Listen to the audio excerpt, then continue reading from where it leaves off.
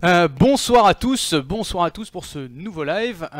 C'est Stupid Economics, Arnaud de Stupid Economics pour ce nouveau It's the Economy Stupid. Donc tous les mardis à 20h, même si là il n'est pas 20h, il est 21h, mais en gros c'est tous les mardis dans la soirée. À peu près. Plus global, ça dépend de l'invité. Donc aujourd'hui Voilà. on est avec Héloïse Wagner de Salut. la chaîne 911 Avocat. Yes. C'est bien ça? Tout à fait.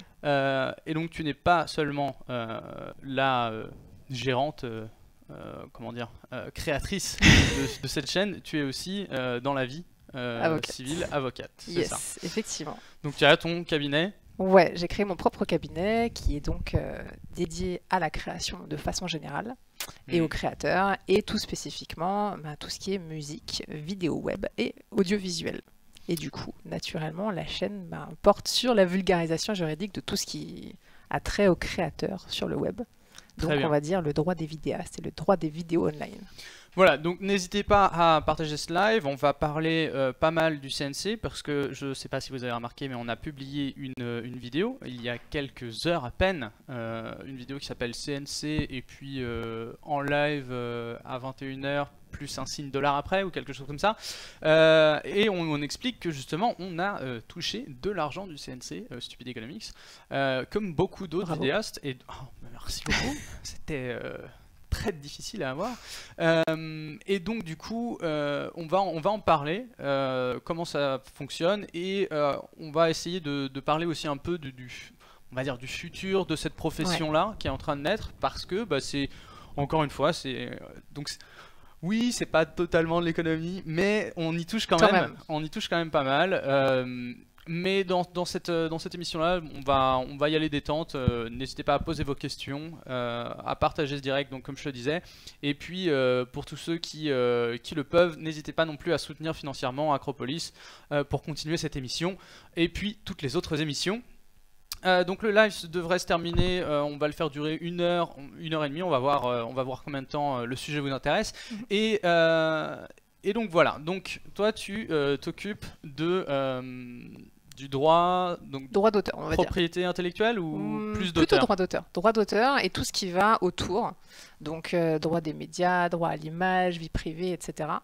Et certes, c'est pas tout à fait de l'économie comme tu disais, mais quand même, il y a un lien direct entre éco et droit. Ouais. C'est directement en lien et typiquement, on retrouve ça par exemple avec le sujet CNC, avec tout ce qui a trait CNC, au parce CNC. que justement, le CNC, c'est comment organiser, enfin si on le voit d'un point de vue économique, c'est comment modifier l'organisation d'un marché de l'audiovisuel. C'est un peu ça. Complètement. Sachant que... Ouais, est-ce que tu peux... Ouais, non, il n'y a pas de souci, mais on va en parler un peu après, parce qu'on va diffuser notre vidéo d'ici 2-3 minutes. Juste avant, est-ce que tu peux nous parler un peu plus de ta chaîne et de ce que tu essayes de faire, des différentes vidéos que tu as publiées? J'en ai revu quelques-unes avant que tu viennes, dans les plus vieilles, comme je te le disais, voilà. qui sont très intéressantes. Merci. Alors, donc du coup, c'est quoi le principe? Alors, l'idée de cette chaîne, c'est vraiment de rendre l'info accessible. Puisque j'ai pu constater qu'il y avait très peu d'informations disponibles à disposition déjà des vidéastes, qu'on appelle souvent youtubeurs, et mais aussi à disposition du public, de ceux qui s'intéressent en fait à tout cet écosystème. Il y a des infos quasi nulle part. Et du coup, face à ce constat-là, je me suis dit, ça serait intéressant de créer une chaîne là-dessus, et surtout du coup de me faire aussi un peu plaisir, puisque le boulot d'avocat c'est pas forcément fun tous les jours. Moi on m'avait dit pourtant que c'était un des meilleurs métiers du monde. Ah, on s'éclate, mais de ouf. Voilà, que d'avoir son cabinet c'était un rêve, et que tous les jours étaient un plaisir sans cesse renouvelé. Ah mais absolument, je n'ai rien dit. C'est exactement ça. Okay. Voilà. Non, mais disons que ça permet du coup de faire mon boulot d'une façon un peu différente et de façon beaucoup plus fun et de me marrer un peu quoi. Et voilà. Donc ça c'était vraiment le but premier, rendre l'info dispo. Et ensuite du coup il y a tout un tas de sujets qui peuvent être abordés. Donc notamment la présence des enfants dans les vidéos, qui a fait beaucoup débat il y a quelques temps et qui fait toujours beaucoup débat. Ouais, et que toi t'avais déjà un peu adressé avant, il me semble. Oui, j'avais commencé à m'y intéresser du coup été 2016. Précurseur quoi. Enfin, absolument. Avant, tout le monde était là. Voilà, disons que des petits panneaux, attention quoi. C'était un premier point, on va dire, sur ce sujet-là qui créait beaucoup de questionnements et d'interrogations, comment dire, d'émotion aussi, parce qu'il y a plein de gens qui sont choqués en fait par ces pratiques-là. Du coup, c'était déjà quelques petites infos, et là les choses avancent gentiment de ce côté-là. Mais d'ailleurs, j'envisage éventuellement de faire une vidéo de les enfants pour faire un peu le point et on va dire rajouter aussi des infos parce qu'il y a eu plein de questions et auxquelles la vidéo ne répondait pas forcément. Donc le gros gars demande quelle est la chaîne de l'invité, c'est 911 avocat, donc 911 avocat, http youtube.com slash le reste. Une chaîne incroyable. Incroyablement incroyable. Droite. Okay. De droit. Voilà, de droit. Hein. Et donc du coup, effectivement, les enfants. Mais après, il peut y avoir aussi des questions un peu plus, déjà plus axées droit d'auteur, genre les exceptions de courte citation. Donc, est-ce qu'on peut utiliser le contenu d'un autre youtubeur, etc. Si oui, dans quelles conditions? Mais en fait, tout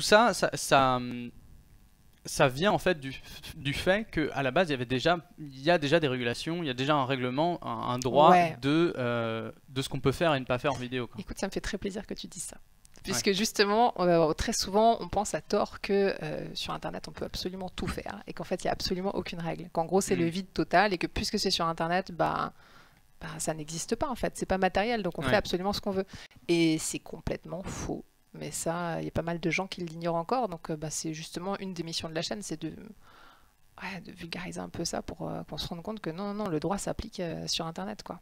Ouais, parce que ça, c'est un truc dont on parlait avec Arnaud Mercier dans un live, c'était il y a 2 semaines. Et on parlait justement le sujet, c'était l'ensauvagement du web et à quel point nos comportements sur le web peuvent être différents de ceux qu'on a socialement, dans la vie de tous les jours. Dans la vie de tous les jours.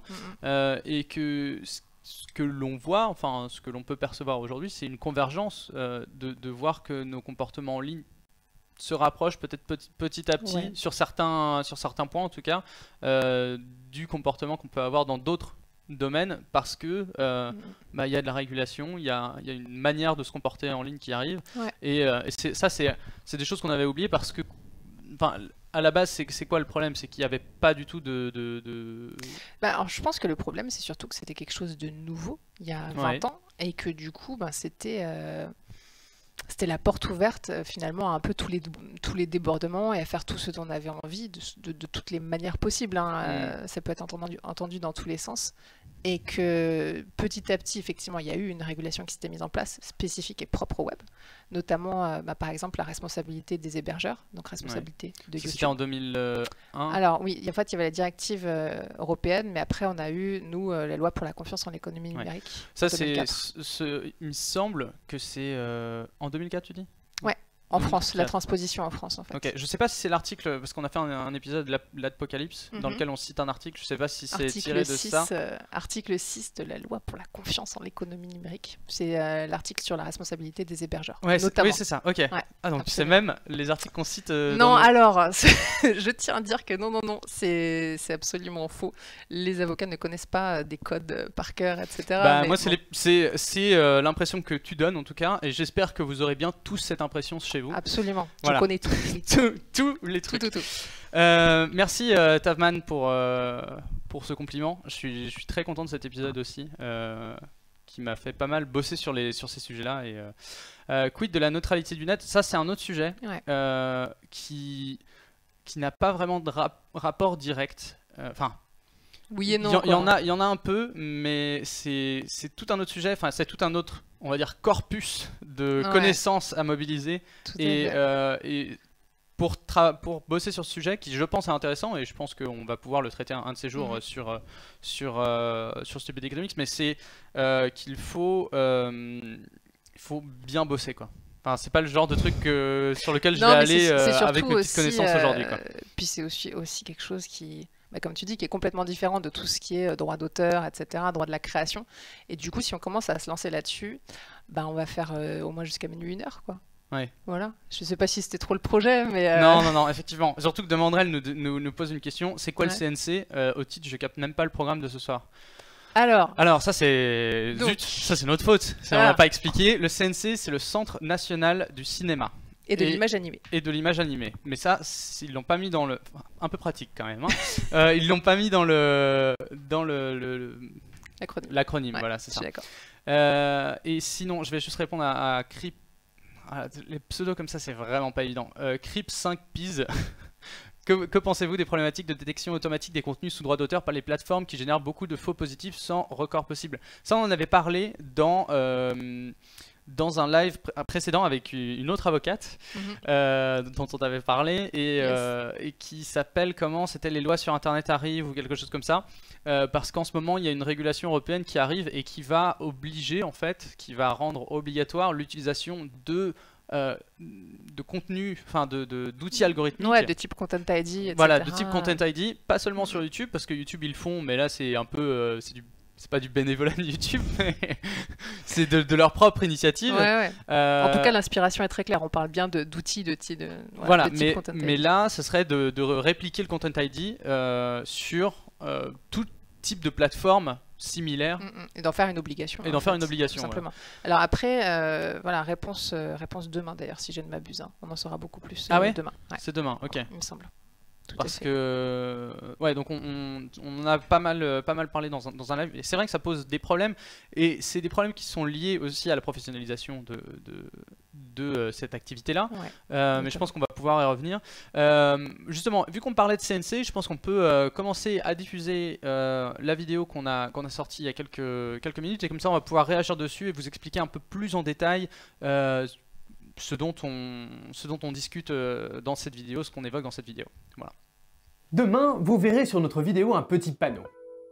Le même que vous voyez déjà sur les vidéos d'autres vidéastes. Alors je vais prendre quelques minutes pour vous expliquer ce que c'est et d'où il vient. L'objectif de ce truc, c'est de promouvoir la création de l'audiovisuel français, le Centre national du cinéma et de l'image animée. Et le principe du fonctionnement, c'est que toute personne qui tire profit de la diffusion d'œuvres cinématographiques et audiovisuelles doit contribuer à la création de ces œuvres proportionnellement à son chiffre d'affaires. Une forme de redistribution où les œuvres qui rapportent beaucoup aident à financer les contenus un peu moins bankable. Et si vous voulez connaître les chaînes soutenues par le CNC, tout est public et il y a une liste dans la description. Vous pouvez aussi regarder cette interview d'une personne du CNC par Rouge Vert Bleu. Et le CNC a une grosse annonce à faire aujourd'hui pour les créateurs vidéo sur Internet. Et pour avoir un point de vue d'économiste et politique de la chose, vous avez Françoise Benamou qui a longuement travaillé là-dessus. C'est un sujet aussi intéressant que controversé. Mais pour revenir sur notre cas, l'aide à la création est attribuée sur dossier. Donc il faut remplir quelques documents, faire un budget, et ensuite un jury décide de l'attribution d'une aide et de son montant. Donc nous, on a proposé la production de 12...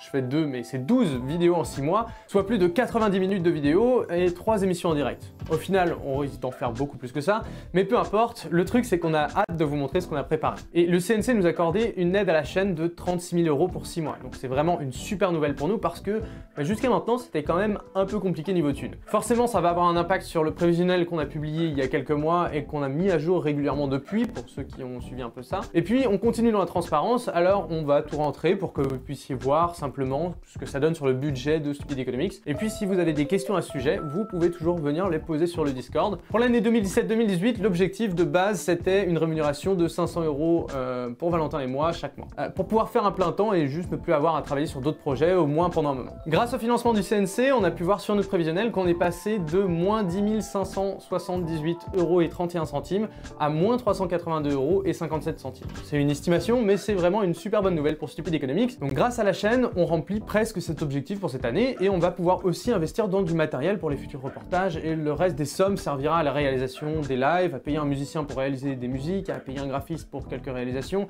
Et c'est promis, vous allez voir des trucs vraiment cool cette année et d'ailleurs ça commence dès demain. Donc l'aide s'arrête après 6 mois, elle n'est donc pas une fin en soi et aujourd'hui le financement participatif reste la seule source de revenus vraiment stable pour développer la chaîne. Encore une fois, pour ceux qui veulent décortiquer notre compta, notre compte de résultats, notre prévisionnel avec le CNC dedans, n'hésitez pas à jeter un coup d'œil, les liens sont en description, et puis à venir sur le Discord pour en parler, nous on y sera ce soir. C'était Stupid Economics. Sur ce... Yeah. Parce que j'ai la même chemise, je viens de me rendre compte. Donc voilà. C'est parfait pour la transition. J'ai une chemise. Stupid Economics, c'est une chemise. Voilà. On n'a pas marqué ça dans le compte de résultats, mais il y a ça aussi. Donc n'hésitez pas pour le Tipeee, tout ça. Non, mais du coup, alors, ce soir on est avec Héloïse Wagner de la chaîne 911 Avocat. Yep. Donc c'est 991 en vrai, en français. Ouais. Parce que bon, Stupid Economics, 911, tout ça, on va pas. Voilà, tous ces gens. Voilà, techniquement, il n'a pas eu le temps de la laver exactement. C'est comme ça que ça marche. Le montage, tout est diffusé comme ça. Enfin, à chaque fois qu'il y a une vidéo qui est diffusée, c'est bien moi dedans. Donc du coup, avec le CNC, donc nous on a déclaré l'avoir gagné en fait, enfin reçu, parce que c'est une aide donc du Centre national du cinéma et de l'image animée qui voulait en fait, qui offrait aux créateurs la possibilité de se professionnaliser, voilà, de les soutenir. Donc c'est un truc qui se fait sur YouTube, mais ça, à la base c'était pour le cinéma tout ça. Alors oui et non, c'est-à-dire qu'effectivement le CNC c'est quelque chose qui aide justement le cinéma et l'audiovisuel et plus récemment maintenant YouTube, mais ce ne sont pas les mêmes aides, hein. Évidemment c'est des subventions différentes et avec des critères différents, parce que ça a été tout l'enjeu de ces aides à la création, c'est de pouvoir faire correspondre ça aux critères, enfin des critères on va dire rationnels par rapport à notre activité réelle, et notamment par exemple ne serait-ce que les critères pour déterminer qui peut faire ce genre de demande en fait. The Tavman, c'est une question très intéressante, je pense qu'on va y revenir, mais d'abord on va essayer de préciser un peu, de préciser les contours du CNC et de ce que c'est exactement, parce que ça peut éclairer un peu cette question. Exactement. Avant de pouvoir y répondre frontalement. Ouais, alors déjà il y a deux aides différentes. Il y a l'aide à la chaîne, donc c'est celle dont vous avez bénéficié. Qui est une chaîne, enfin une aide à l'éditorialisation, à la promotion de la chaîne, à la production de contenu, etc. Donc c'est une aide sur 6 mois et qui est une aide globale pour booster et aider à la professionnalisation, comme tu disais. C'est un montant maximum de 50 000 €. Et à côté de ça, on a les aides qui sont vraiment des aides plus ponctuelles, donc des aides au projet, qui sont cette fois-ci plafonnées à 30 000 € et avec des critères un petit peu différents, on va dire. Voilà, c'est-à-dire que pour avoir l'aide au projet, il faut avoir 10 000 abonnés minimum, mais pour rebondir sur ce que tu disais tout à l'heure, c'est pas uniquement pour les créateurs sur YouTube. Ça peut aussi être sur Facebook, sur n'importe quelle plateforme en fait. Mais ce qui compte, c'est vraiment de diffuser d'abord sur Internet. Ouais, d'accord. Voilà. Donc c'est pour tous ceux qui sont sur Internet, tous ceux qui font des vidéos. Mais vidéos par contre. C'est pas pour les autres projets. Oui, exactement. Alors exactement, c'est des vidéos, mais justement, il n'y a pas non plus de... Comment dire ? Il n'y a pas genre une sectorisation, genre c'est que de la fiction, etc. Ça peut aussi être pour les vlogs, pour des documentaires, pour des podcasts. C'est quand même assez large, quoi. Ouais. Et par contre, ça marche pas pour les lives, nous dit Sylvain à la régie. Merci à lui d'ailleurs. Mais effectivement, pour les lives, c'est un peu plus compliqué parce que c'était pas dans la mission à l'origine du CNC. C'était pas leur parce qu'ils étaient vraiment cinéma à la base, quoi. Tout à fait. Et qu'en plus, l'idée aussi de ces aides-là, effectivement, c'est d'aider à la professionnalisation du secteur, mais ça implique aussi qu'il y a un boulot d'écriture en fait, un boulot de scénarisation. Même dans un vlog, il peut y avoir un petit boulot quand même de scénarisation. Ou un gros boulot même. Enfin, ça dépend ce qu'on entend par vlog. Ou un gros boulot, effectivement. Tout dépend de ce qu'on entend par ce mot-là. Et pour les lives, on va dire, c'est un peu plus compliqué, quoi. Effectivement, un live, ça se prépare, mais c'est peut-être pas le même taf non plus, quoi.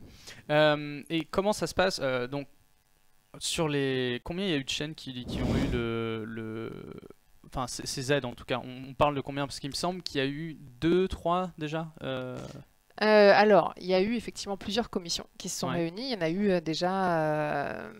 je crois 4, il me semble, 3 ou 4 commissions, et donc du coup pas mal d'aides qui ont déjà été distribuées. Donc vous pouvez aller voir, moi ce que je vous encourage à faire, je crois que le lien est sur notre vidéo, sur la dernière vidéo, donc si vous voulez aller en parallèle du live, aller voir les chaînes qui ont reçu toutes les aides, vous pouvez aller voir. Normalement toutes les chaînes sont censées également mettre un carton pour dire soutenu par le CNC. Exactement. Comme ça au moins vous saurez, voilà, c'est une obligation. Et comme ça quand vous verrez ce carton là, vous saurez exactement comment c'est financé, enfin une partie du financement au moins. Ouais, voilà, et ça veut pas dire que ça appartient au CNC en voilà, fait, c'est ça. Évidemment le CNC a le droit de diffuser, il obtient des droits grâce à cette subvention, mais ça reste la propriété du créateur, de la chaîne, etc. Et donc est-ce qu'on peut justement parler de l'aspect marché, donc de l'aspect redistributif? Jean Massier qui dit c'est quand même dingue que le CNC ne finance pas les lives, mais je suis d'accord, pour des raisons historiques. tellement pas moderne. Eh bien, Non, écoute, mais c'est vrai. Hein. Enfin, je veux dire, là j'expliquais qu'effectivement, c'était par rapport à ce critère un peu de scénarisation, etc. Mais je suis d'accord, oui, c'est scandaleux. Parce que c'est un travail différent, mais c'est un taf aussi. Donc, qui suppose. Le mot scandaleux a été employé quand même. Oui. Voilà. Et donc, il n'y a pas le lien sur la vidéo. Zut. Est-ce que Valentin, qui doit nous regarder, le réalisateur de Speed Economics, peut rajouter le lien de la commission? Et au pire, il est juste là. Donc, n'hésitez pas à aller faire un tour sur ce lien. Donc, cnc.fr, web, CNC Talent, résultats des commissions. Et comme ça, vous aurez toutes les chaînes. Il y a pas mal de chaînes que vous connaissez forcément. Enfin, il y a vraiment énormément de chaînes qui ont reçu ces aides-là, que ce soit l'aide à la chaîne ou l'aide au projet. Et vous pourrez voir les montants, les boîtes qui ont reçu ces aides, et puis les types de projets qu'ils veulent financer avec ça, quoi. Absolument. Du coup, ça fait des petits teasings. Ouais. Voilà, vous pouvez savoir un peu, vous pouvez deviner les contours des projets. Ouais. Exactement. Nibal qui demande, alors c'est le CNC parce que c'est le centre, du coup, le CNC alloue 784 millions au total. Pourquoi si peu pour les créateurs du web? Alors, pourquoi si peu? Et puis le live, je voyais gens qui faisaient je suis streaming. Voilà.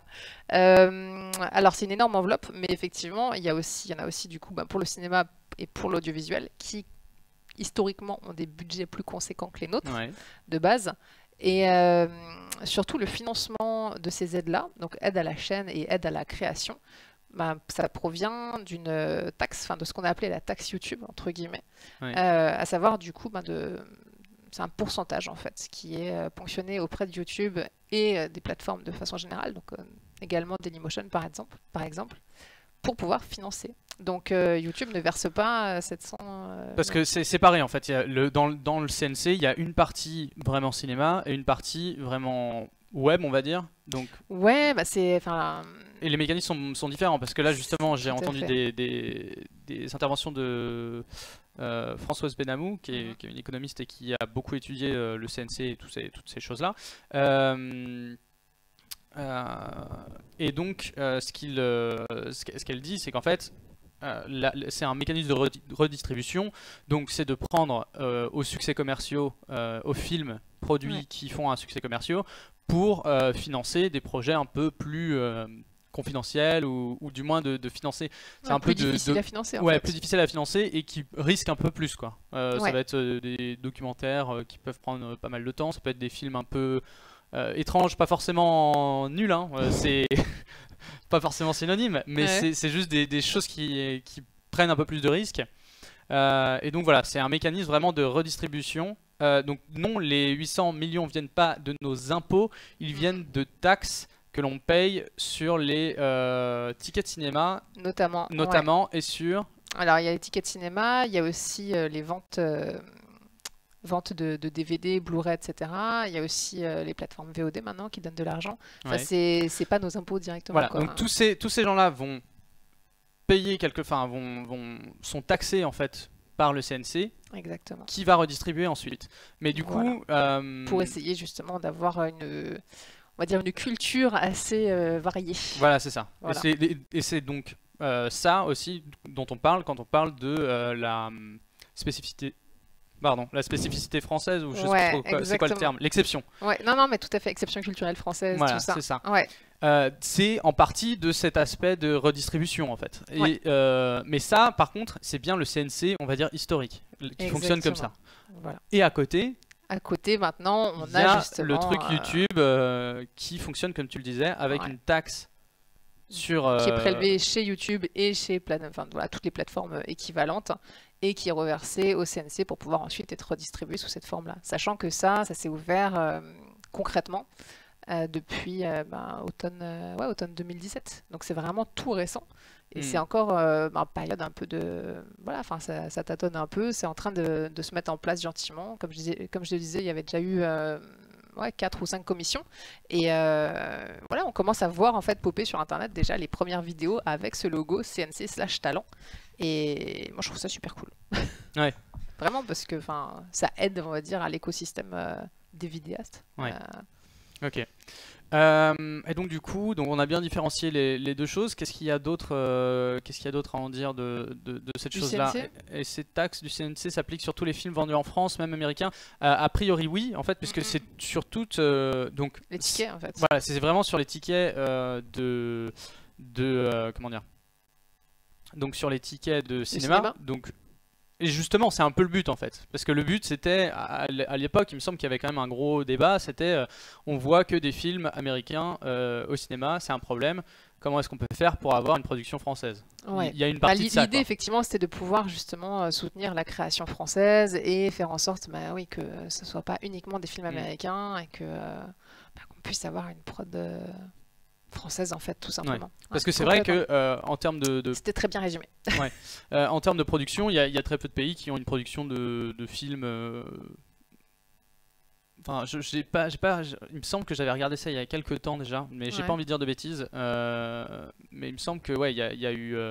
Sinon, on n'aurait jamais eu les tuches, effectivement. Mais de manière plus globale, il me semble qu'il y a très peu de pays qui ont une industrie du cinéma qui fonctionne, enfin qui tourne à peu près quoi. Mais il faudrait voir. Ouais, alors là j'avoue que je me risquerais pas voilà, à en parler, mais moi je suis pas super à l'aise non plus, c'est pour ça que je bouge un peu. Voilà. Voilà. Moi tu vois, je me suis mis un peu en retrait, je t'ai écouté, je t'ai dit allez. Vas-y d'abord, file. File dire tes bêtises. Exactement. Mais faudrait voir. Je sais pas sur comment c'est jugé exactement, mais j'avais lu pas mal d'articles qui parlaient de ça un peu. Ouais, Bollywood, effectivement, il y a pas mal de choses. Mais bon, ça c'est un peu différent quoi. La Corée du Sud, après c'était surtout en Europe en fait. Donc toutes les sources de financement ne sont pas originaires de YouTube du coup. Alors toutes les sources de financement ne sont pas originaires de YouTube quand on parle de cinéma. D'ailleurs il n'y en a aucune qui vient de YouTube quand on parle de cinéma. Par contre quand on parle de contenu diffusé sur Internet, là ça YouTube...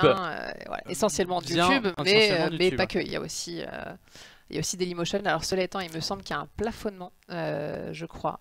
J'ai pas envie de dire de bêtises, mais il me semble quand même qu'il y a, je crois, un plafond. Enfin, il faut dépasser les 100 000 euros. Voilà, enfin, il faut que les 2% dépassent ces 100 000 euros, je crois. D'accord. Sous toute réserve. Ouais.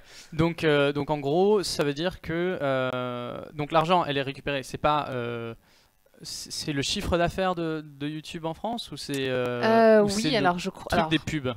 Alors, de toute façon, le chiffre d'affaires de YouTube, c'est après, essentiellement de la pub. Après, tu vois, avec aujourd'hui, je sais pas si vous avez vu, hier, YouTube a annoncé le truc premium. Ouais, tout à fait. Donc c'est le remplacement de YouTube Red. Et le premium, on peut télécharger des vidéos légalement. Voilà, on peut télécharger les vidéos et on peut, oui, légalement, parce que après on peut toujours pas les réutiliser légalement. Alors, je n'ai pas encore regardé le détail des conditions d'utilisation de YouTube Premium. Est-ce qu'on peut les diffuser devant plein de gens et vendre des places? Je ne pense pas. Non, non, je ne vois pas pourquoi un petit cinéma YouTube. Ah non, ça m'étonnerait très très fortement. Donc voilà. Maintenant, puisque l'argent, donc Peertube c'est différent vu que les serveurs sont privés, I guess. C'est aussi que Peertube doit pas générer beaucoup d'argent en ce moment, donc je ne suis pas sûr qu'il soit vraiment taxé. L'autre élément, c'est que ça veut dire qu'aussi que les vidéos qui a priori sont américaines mais qui sont regardées en France vont être taxées. Écoute, c'est une très bonne question. J'ai pas envie de dire de conneries. Ouais. J'ai mis mon doigt sur quelque chose là. Je sais pas si vous avez remarqué, mais là on est. Donc il faut que j'y vois. Dans la conspiratie là. Non, parce que ça supposerait du coup qu'on sache exactement quel est le pourcentage généré par la France pour YouTube. Ouais. Sachant que YouTube France ne gère pas en fait tout ce qui est plateforme. Donc c'est pas le chiffre d'affaires de YouTube France dont il faudrait tenir compte. Non, franchement, c'est une bonne question. Bah, moi, je pense que c'est sur la dépense des annonceurs français sur le territoire France. Mais je sais pas, c'est vrai que c'est... Enfin, j'ai vu l'information plusieurs fois circuler. Oui, on veut faire la taxe YouTube, machin, mais j'ai pas... Écoute, il faudrait que j'aille voir. Ouais, je me suis pas... Enfin, tu vois, ça m'a pas fait tilt. Ah oui, mais qu'est-ce qu'ils veulent dire exactement? C'est quoi l'assiette, quoi? Ouais, genre 2% ok, mais calculé sur quoi? Alors, juste petite parenthèse, j'ai vu passer tout à l'heure une question. Oui, en parlant plateforme, y a-t-il eu des aides versées à des vidéastes internet hors YouTube? Alors, pour l'instant, je ne crois pas. Parce que je Ouais, m'étais j'ai effectivement rien vu, ouais. amusée à regarder un peu les résultats des commissions et il me semble pas avoir vu Ah, il y des a aides a versées priori un à- podcast. Ah ouais? Un podcast audio, hein, c'est ça? Merci beaucoup à Foupi qui vient de s'abonner. Karim Debache, est-ce qu'il a eu Je ne sais pas. Donc Sylvain qui nous dit les topos de Lolo en 2 fois 6 minutes, c'est un podcast. Ouais, mais podcast, ça peut, Ouais, ça mais peut vouloir dire il y a un podcast peu de- vidéo en fait. Ouais. Ah Et en ah. l'occurrence, c'est un podcast vidéo. Et bien voilà, le mystère est résolu. Il n'y Voilà. a donc Pour l'instant. pour l'instant aucune. Non, mais de toute façon, en plus, là, je suis en train de. Enfin, excuse-moi, j'ai réagi un peu tard, mais en fait, non, il y aura pas de. Il y aura pas d'aide au podcast en fait, puisque c'est que de la vidéo de toute Ouais, façon. c'est bien ce qui me semblait, donc Voilà. c'est pour ça que ça me. Mais ça me en semblait curieux. revanche, ouais. Effectivement, CNC, il y a y penser et l'anti-sèche, effectivement, mais ça, vous pouvez encore une fois le vérifier assez Oui, y facilement penser sur, a été aidé, ouais. sur le site qu'on a transmis. Et puis vous le verrez assez vite aussi dans comment ça s'appelle, sur leurs vidéos en fait. Ouais. En tout cas, pour l'instant, enfin pour boucler juste sur ce qu'on disait, il me semble que voilà, pour le moment, c'est que des youtubeurs entre guillemets quoi, Ouais. qui ont été aidés. Donc Dorian Le Breton qui nous offre un CNC cache non contrôlé. C'est magnifique, merci beaucoup Dorian Le Breton. Plus d'haïku s'il te plaît. Est-ce qu'il y a d'autres points à... C'est vraiment...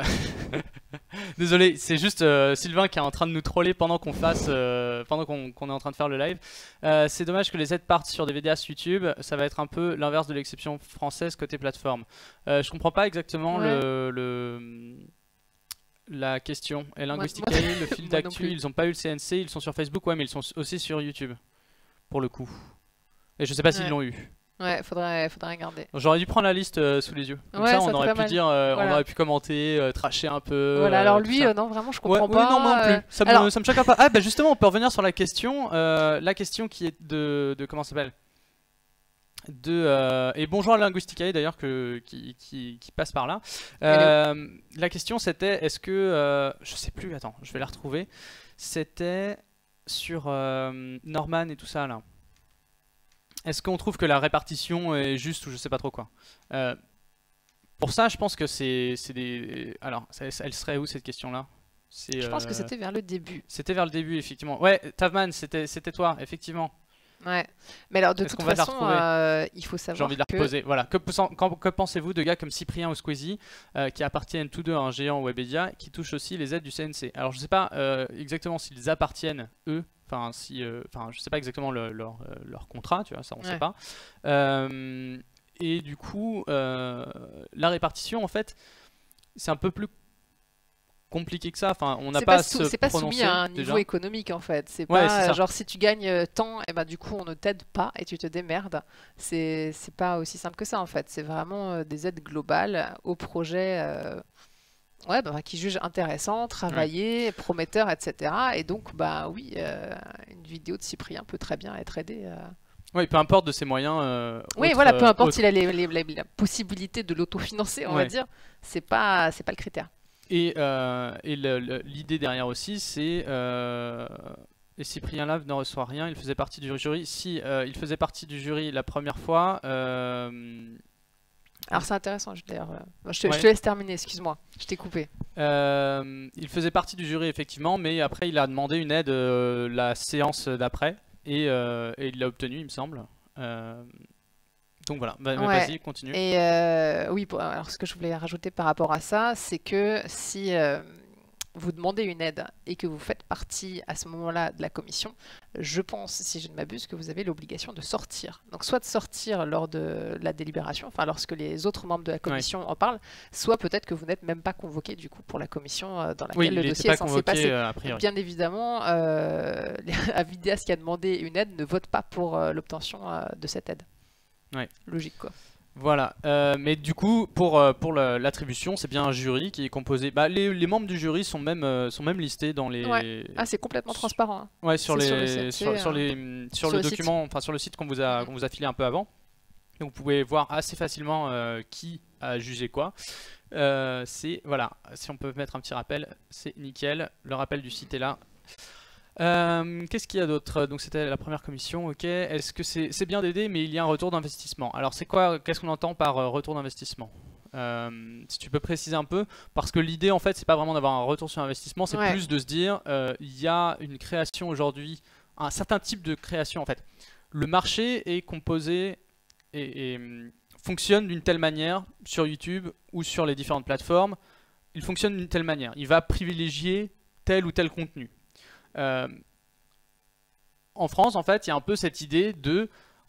Nous, on a créé une institution, donc le CNC, qui va réunir des professionnels et qui va dire, nous, on va prendre un peu à ce marché qui est constitué et on va reverser cet argent-là pour financer des choses qui nous semblent plus intéressantes, qui vont sortir un peu des comment dire, Enfin, c'est pas forcément plus intéressante, mais que eux jugent. Non, mais que eux jugent. Le jury doit les juger plus intéressantes, sinon il les finance pas a priori.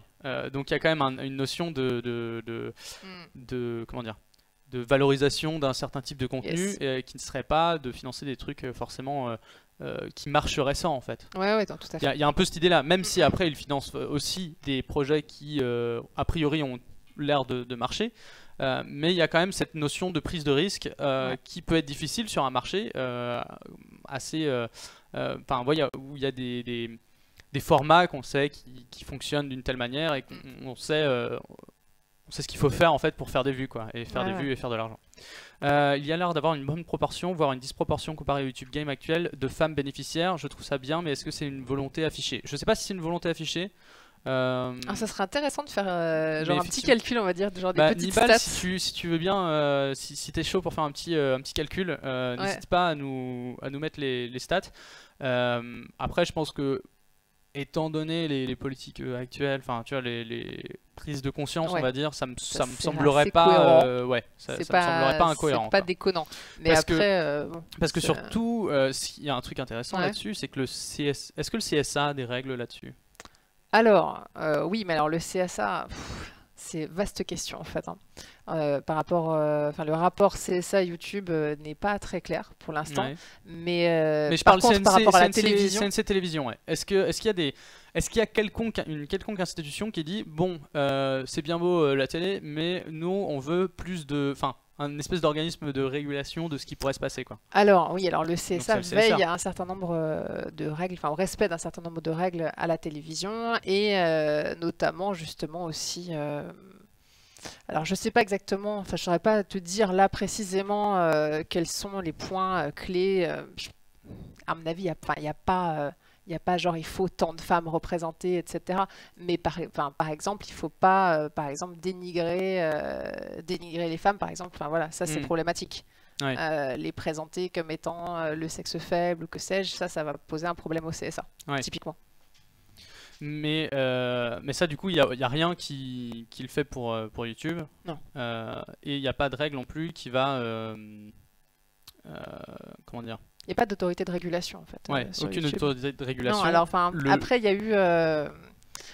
a eu une décision. Alors je ne sais pas exactement où ils en sont dans l'affaire des recettes pompettes. Je ne sais pas si tu en avais entendu parler. Si, effectivement. Donc les recettes pompettes, si tu peux recadrer un peu. Ouais. Alors les recettes pompettes, c'était une émission dans laquelle donc Monsieur Poulpe invitait quelqu'un et en fait, ils faisaient comme s'ils étaient... ils font comme s'ils sont bourrés, en fait, et ils sont censés faire la cuisine en même temps. Et donc, je crois que l'invité parle aussi un peu de son actualité, raconte un petit peu sa vie, etc. Et le CSA a vu ça d'un mauvais œil, parce qu'ils ont estimé que c'était la promotion de l'alcool, en fait, et de l'état d'ébriété, etc. Donc, ils voyaient ça d'un mauvais œil. Et ils ont, me semble-t-il, envoyé une mise en demeure à la société qui détient la chaîne sur laquelle c'était diffusé. Voilà, donc après ça avait été contesté et je ne sais pas actuellement où ils en sont, s'il y a eu une action judiciaire ou administrative ou que sais-je. Je ne sais pas s'il y a eu des suites derrière ou pas.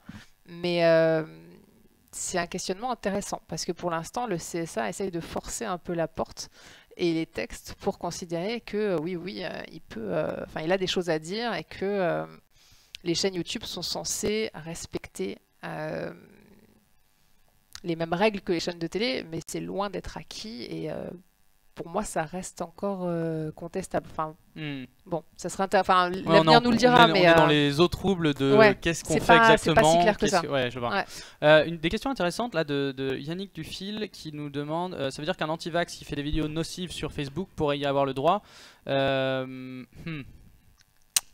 au CNC. Alors, en parlant du CNC. Ouais. Parce que je pense pas qu'il y ait un conseil scientifique qui se réunit en même temps pour donner son avis sur les différentes chaînes. Non, par contre, c'est vrai qu'il y a un comité de lecture, me semble-t-il, quand même, qui fait un premier tri, je crois. Alors, je dis ça sous toute réserve, mais ça fait un beaucoup premier tri. Hein. Voilà, ouais, beaucoup de réserves. Tu vois, on sent l'avocat. C'est sur toute réserve. Voilà. Ouais, d'accord. Moi, c'est toute chose égale par ailleurs. Okay. Voilà. Bah, du coup, j'ai perdu le fil. Je ne sais plus ce que je racontais. Sous toute réserve. Voilà. Sous toute réserve. Voilà. Accroche ça. Voilà. Accroche-toi à ça. Non, je ne sais plus ce que je racontais. Bah, voilà. Cela veut dire qu'un anti-vax qui fait des vidéos nocives sur Facebook pourrait y avoir le droit. Ah oui, et donc je parlais du comité de lecture. Voilà. Qui donc fait un premier tri pour ensuite valider qui va passer en commission, etc. Pour qu'il n'y ait pas non plus n'importe quoi, entre guillemets. Et alors après, est-ce que ce comité de lecture-là, ça s'impose certaines règles? Et est-ce qu'il y a des scientifiques là-dedans qui vont valider certaines vidéos de vulga ou quoi, ou qu'est-ce? Je ne sais pas. Et donc du coup, pour un exemple comme celui-ci, franchement, la question se pose. Non, mais faut essayer. Ouais, parce que il y a eu des documentaires produits, je pense par le CNC, qui ont dû faire pas mal de controverses. Je pense que rien qu'en regardant dans l'histoire du CNC, il y a moyen de trouver des choses qui peuvent poser. Qui peuvent faire question. Qui peuvent poser question. Non, mais sincèrement, alors donc. Effectivement, c'est sous toute réserve. Oui, mais comme d'habitude, on aurait dû commencer avec une balise sous toute réserve et la fermer à la fin. Un truc, tu sais, qui passe en sous-titre, un peu comme un bandeau. Ça marche. Exactement. Ça marche, ce serait drôle. Qu'est-ce que je voulais dire? Tu vois, en fait, dès que je dis sous toute réserve, ça me perturbe. Ouais, non, je comprends, mais t'inquiète pas. Tu vas me faire perdre le fil. La régie fait pour toi. Ah bah merci. Top. Voilà. Sous toute réserve, ça va être recadré, ça va être tout joli. Oh, nickel. Là là. Bah voilà, c'est ce qu'il fallait. C'est propre. Merci. Enfin, c'est propre, c'est pas encore très propre. Moi, je pense la régie là. Oh, la régie. Ah, c'est pas assez gros, je trouve. Non, c'est bien. Voilà, sous toute réserve. Bref. Donc, du coup, oui. Alors, donc ça y est, je raccroche. Je pense néanmoins que ce genre de documentaire pourrait tout à fait passer, parce que c'est un. Alors, je sais que le débat est assez passionné. Et j'ai pas du tout envie de me positionner par rapport à ça, mais c'est un point de vue. Alors, je vais me faire lyncher par certains, mais c'est un point de vue comme un autre, entre guillemets. Enfin, on va dire que voilà, chacun fait ses recherches, chacun a sa propre croyance. Il y en a où ce sont des faits, et c'est de la science. Il y en a d'autres où ce sont peut-être plus des constats, j'en sais rien. Je me suis pas assez intéressée à la question pour me prononcer vraiment de façon valable. Mais à mon avis, ça pourrait très bien passer. Ouais, effectivement, Linguistica dit le CNC ne valide pas les scripts. Et c'est vrai, il n'y a pas de vérification des vidéos publiées. Par contre, on peut penser que, a posteriori, s'il y a des contenus qui ne plaisent pas au CNC, ça veut dire que tu ne repasses plus jamais par le truc, quoi. Donc, alors par contre, ils vérifient que la vidéo a été publiée. Oui, il faut leur balancer un lien. Mais après, je sais pas s'ils la regardent. Oui, c'est vrai. Voilà, est-ce qu'ils sont là en train de se dire c'est pas terrible quand même, hein. Je sais pas. Alors, Yoneka qui dit alors les croyances sont différentes des faits, mais c'est pas grave. Ouais, mais après là, je pense qu'on parle sous toute réserve. Voilà, sous toute réserve, je pense qu'on parle à une juriste et que ça peut être compliqué d'avoir des positions là-dessus, quoi. Exactement. Et non, mais tout à fait. Non. Non, tu ne te trompes pas. D'accord. Tout à fait. Donc les tu as faits, raison. cette fois-ci, vont dans mon sens. Non, mais c'est surtout qu'en fait, je vais pas me lancer là-dedans puisque je me suis pas assez intéressée pour me prononcer. Et voilà, tout simplement. Monsieur Zigoto qui demande pourquoi avez-vous donné 20 000 € à Chromedia et CS. Donc ça c'est une question pour moi du coup. C'est pas vraiment donné en fait, c'est que pourquoi parce que c'est tout simplement en fait c'est notre boîte de prod en fait. Parce qu'on ne peut pas, c'est pas de l'argent qui me vient directement, qui tombe sur mon compte en banque et que je vais dépenser en achetant. Donc a priori je peux acheter. Non, tu peux pas aller boire des coups avec l'argent du CNC derrière. Bah non, non, c'est ça qui est. Bon, allez, moi aussi, hein, ouais, je m'en vais. Tu m'avais promis la moitié. Voilà, c'est pas comme ça que ça se passe. Donc il y a bien une y a bien comment dire, une entreprise ou une association ou quelque chose qui gère ce projet-là, enfin ce budget-là. Et donc ça veut dire aussi, et ça je pense que c'est un aspect assez important, donc on va commencer à parler, mais c'est l'activité se professionnalise. Quand ça se professionnalise, ça veut dire qu'on n'est plus sur un truc où on gagne 500 balles, qu'on se partage en cash Voilà. sans payer de taxes et en essayant de survivre à la fin du mois. En tout cas, on n'est plus censé faire ça. Voilà. Voilà. Plus jamais. Hein. Plus jamais, C'est jamais. Hein. fini. C'est pas bien. Non, Voilà. mais c'est vrai. Par contre, Ouais. c'est que au bout d'un moment, quand on est, enfin, le but, c'est de la professionnalisation. La professionnalisation, ça veut dire que il y a plus ce genre de deals qui sont faits et que on peut avoir. Donc, c'est pas forcément des statuts, mais c'est des une profession qu'on puisse. Ouais. Enfin après, t'es censé aussi, de toute façon, dès lors que tu te professionnalises. Enfin, j'avais envie de dire spontanément, tu es censé respecter les règles, et notamment Ouais. le droit du travail, etc. Mais en réalité, même avant de se professionnaliser, en fait, hein, si on avait envie d'être hyper rigide, on peut se dire que, bon là je fais, enfin voilà, j'extrapole un petit peu, petite parenthèse, mais par exemple tout ce qui est droit à l'image, j'ai déjà vu souvent des gens dire ouais, mais tant que je monétise pas, ou tant que je fais pas beaucoup de vues, on s'en fout.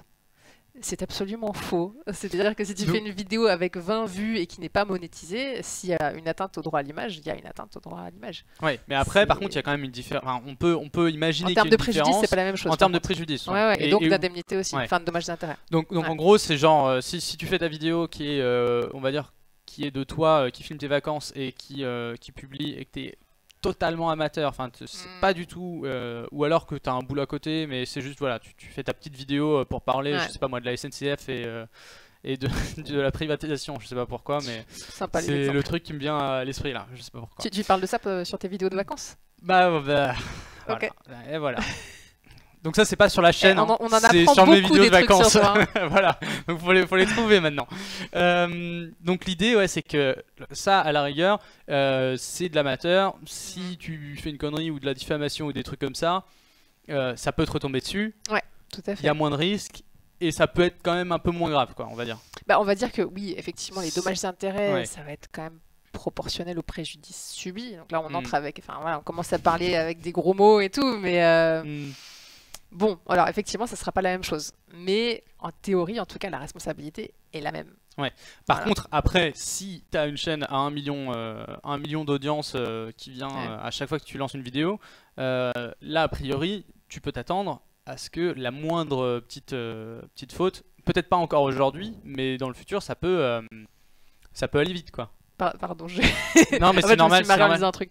Ouais, parce qu'il y a vraiment des trucs drôles sur le chat, là. C'est... Du coup, je n'ai absolument pas écouté ta Bah question. non, mais c'est Je normal, suis c'est désolée. normal, c'est normal.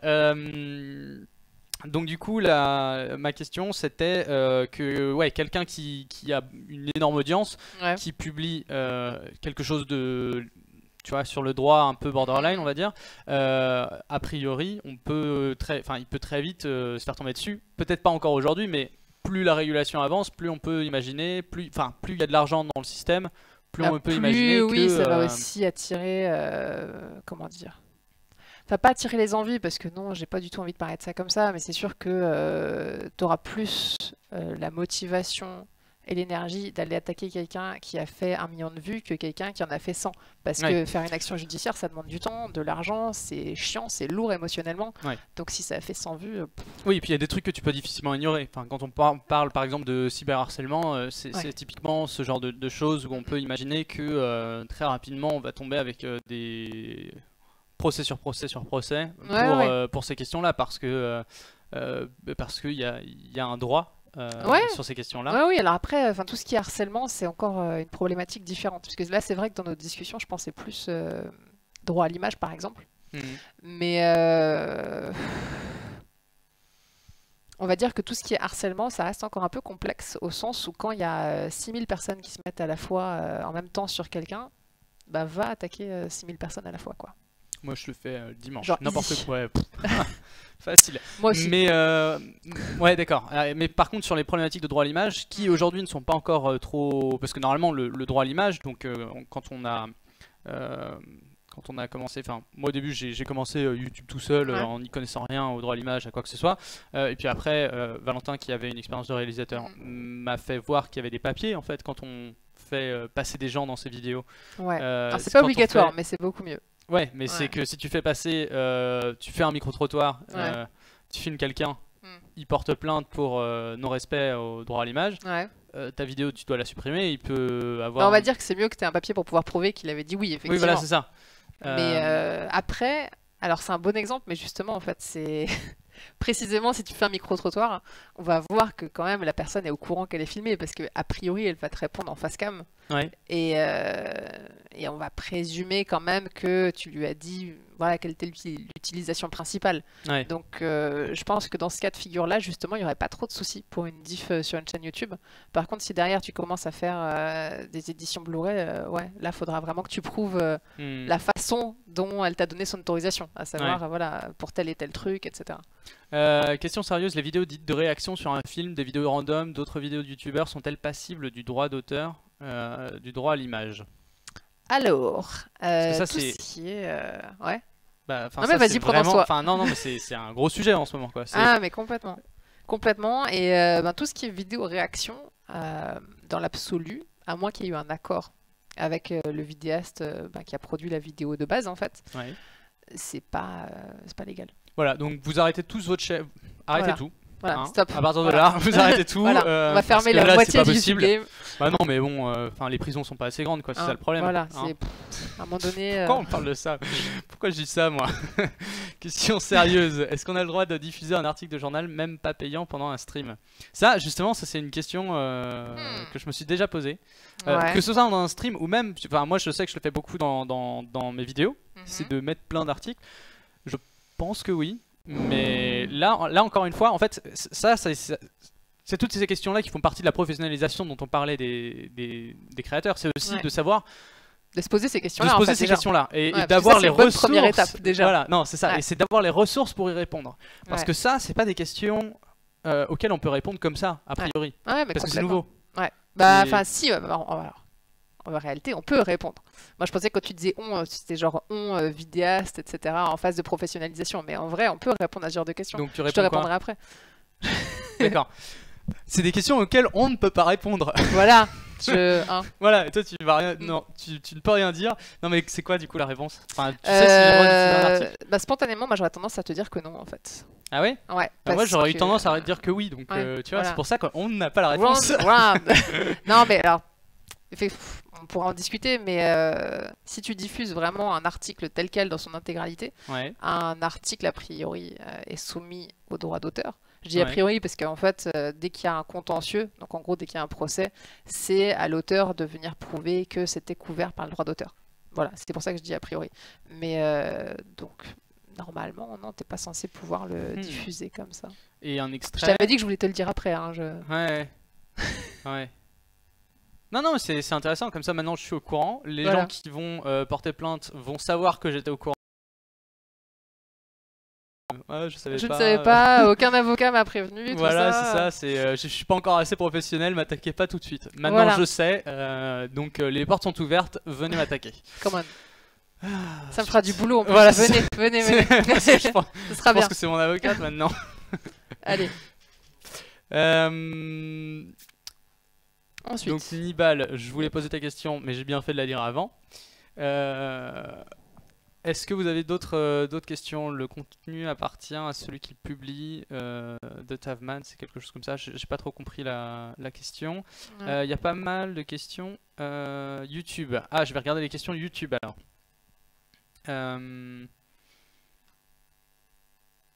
Donc Jérémy qui demande, est-il illégal de diffuser une vidéo qui donne des conseils illégaux? Par exemple, si vous faites une vidéo sur le meilleur moyen de faire disparaître un corps si on ne fait que donner des conseils. Donc ça, moi je peux vous donner la réponse. Il suffit de venir sur Discord et de donner sur Tipeee. Voilà. Il n'y a pas de problème, allez-y. Voilà, c'est ça. C'est quelqu'un de fiable avec des très bonnes réponses. C'est ça. Comment faire disparaître un corps. Génial. Exactement. Donc ça, a priori, moi je dirais, si on fait un quiz, je dirais... si c'est de l'humour, oui. Si c'est pas de l'humour, non. C'est une très bonne réponse. Un point pour Stupidico.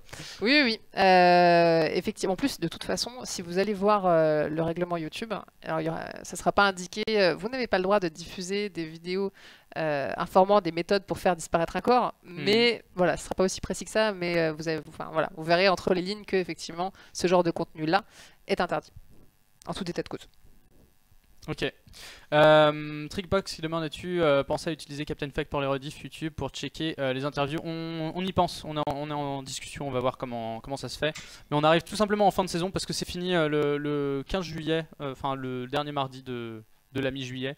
Le dernier mardi de la mi-juillet, ça veut rien dire. Mais voilà, on arrive sur la fin de notre petit run là, donc on va voir ça plus tard. Pour l'instant, on est encore dans les lives. Alors... au fait, si tu le revois, Arnaud, voilà, Nibal, merci, il nous a fait les stats. Oh, génial. Donc, je les avais vus passer, mais j'ai oublié entre temps. Ça arrive. Donc, si tu le revois, Arnaud, sur la dernière session CNC, aide à la création homme 7. Hein, j'ai du mal. Ah oui. 7 hommes, 6 femmes, 1 inconnu. Aide à la chaîne, 2 hommes, 2 femmes, collectif 1, mais avec une femme et 5 hommes dans le collectif. Donc 43% de femmes en création et 40% en chaîne. Waouh. Donc c'est pas 50-50. Ouais. Et d'ailleurs, il me semble que ce qui avait été dit justement à la base, c'était oui, il y a plus de femmes que d'hommes qui obtiennent des aides. Donc déjà là, on voit que c'est pas le cas. Mais par contre, qu'on a un équilibre un peu sur la plus... dernière session, par contre. Ah oui, c'est juste la dernière session. Voir la première. Moi, je pensais qu'on allait des avoir stats sur absolument tout. C'est quoi ce travail? Super. Bah, moi, j'aurais pas été jusque-là parce que il me semble qu'il y a un droit du travail. Travail dissimulé. Travail Alors, de toute façon, dissimulé. voilà, on est chez vous. Hein, ouais, voilà. c'est ça. Ouais. Donc c'est nous qui prenons tout, c'est ça.